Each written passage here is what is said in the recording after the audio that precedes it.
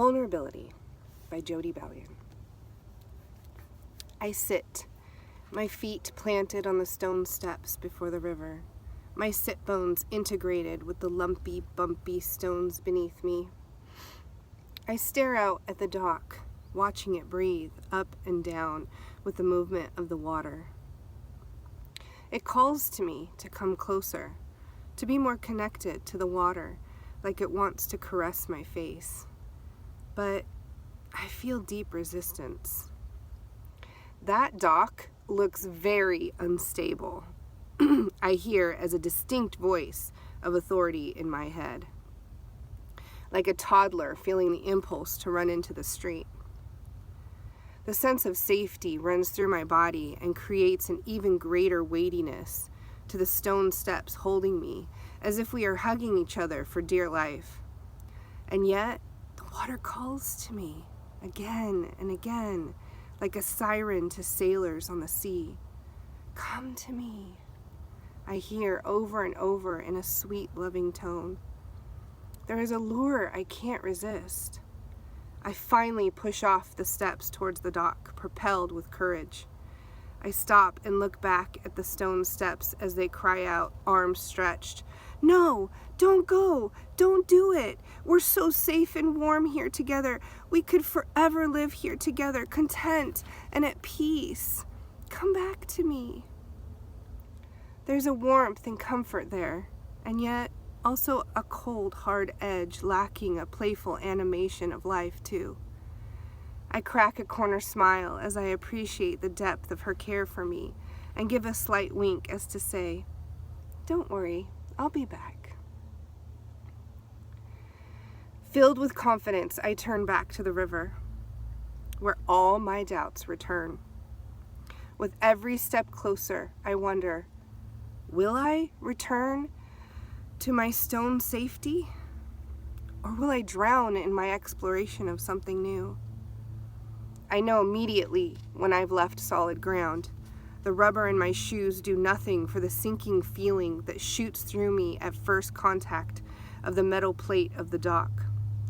I grasp for the handles to steady myself as the floor now is rising up to kiss my feet and then ducks away to hide, like a toddler playing peekaboo. And yet, I'm not sure that it feels playful. There are places in my body that begin to rise in anger to protect me because it feels more like a trick. Like, sure, come trust me, and then, as soon as you do, I'll drop you and drown you, or at least watch you flailing in the water and laugh. I can feel the voice rise up in me. Oh, hell no, you aren't going to put me in that position.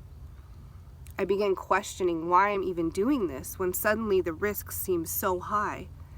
The stakes increase within me as story after story begin to be pulled out of my life's library, like a doctoral student plowing through the research to present his thesis. Unending stories of times people or things dropped me in my life, starting as early as stepping stools falling over as a toddler, to numerous tales of bullying children, to moments of feeling forgotten, people not showing up, screaming and still not being heard, those words being dropped.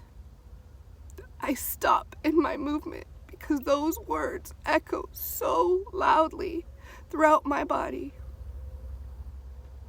The pain that aches from deafening resonance quakes my system. My experience is so overwhelmed in this moment that I have to close my eyes because I just can't take in anything else. I hold on frozen as the quaking rattles my insides with terror and pain, confusion and uncertainty, not knowing if I will live or die. Flashing back to the '89 earthquake, no parents around to reassure me that scary things happen, but I'm going to be okay. We're all going to be okay. No.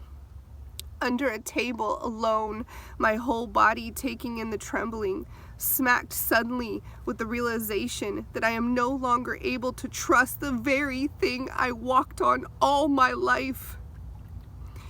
Even when the ground stopped rolling, the tremors of fear rumbled in my system forevermore, like innocence stolen from a child. How do you get that back? Is it even possible? Anger rises.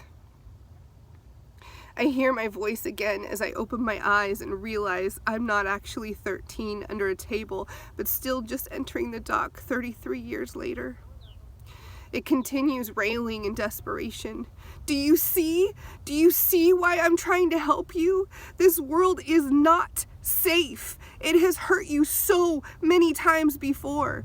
It is not to be trusted. Not even the ground you walk on can be trusted. I don't want you to get hurt again. The voice softens. Truth rises to the top like a river-washed log.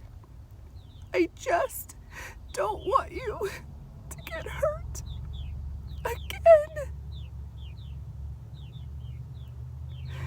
Tears fill my eyes as the depth of that truth fills my entire being. Tears begin to pour out from deep within my belly, rhythmically booming like thunder in a monsoon. It feels somewhat terrifying to embrace, as if I'm opening Pandora's box and I won't be able to turn back. But it's here, now, in my face, echoing through my body, like running into a friend I've been avoiding for years because I don't want to deal with our unfinished business. It's awkward.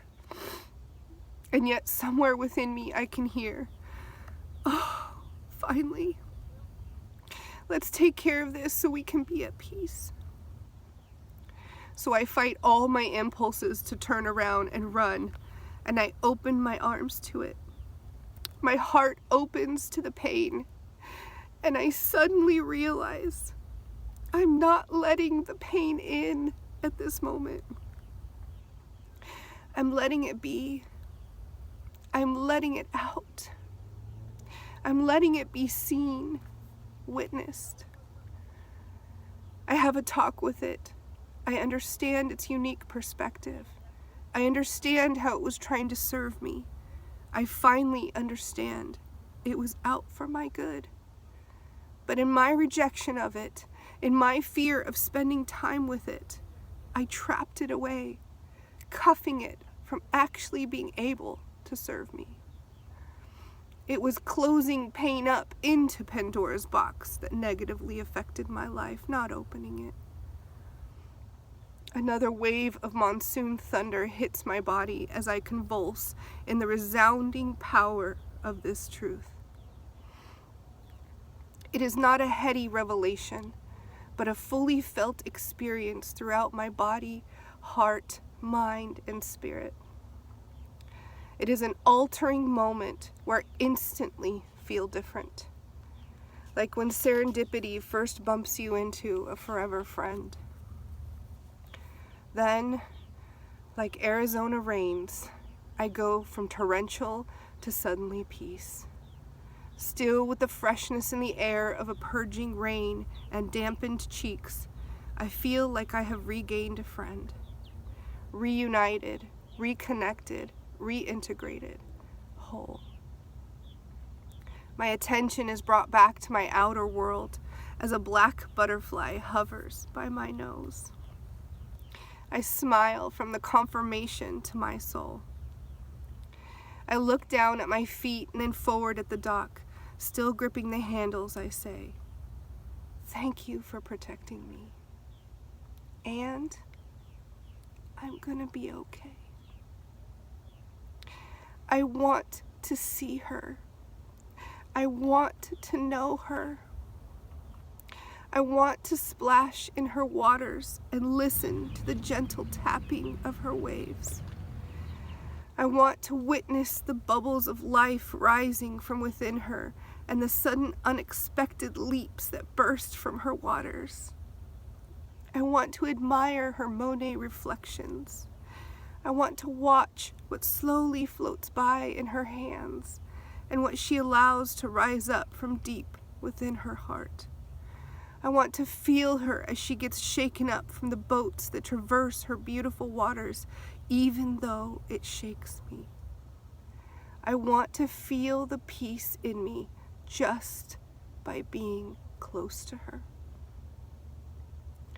So even though the boards beneath my feet creak, and one dips and bounces back from its bowed resistance to being nailed, I pursue to the very edge of her waters, vulnerable and raw. It feels uncertain and may cause me pause, but I'm no longer quaked. Her love and beauty are worth the pursuit.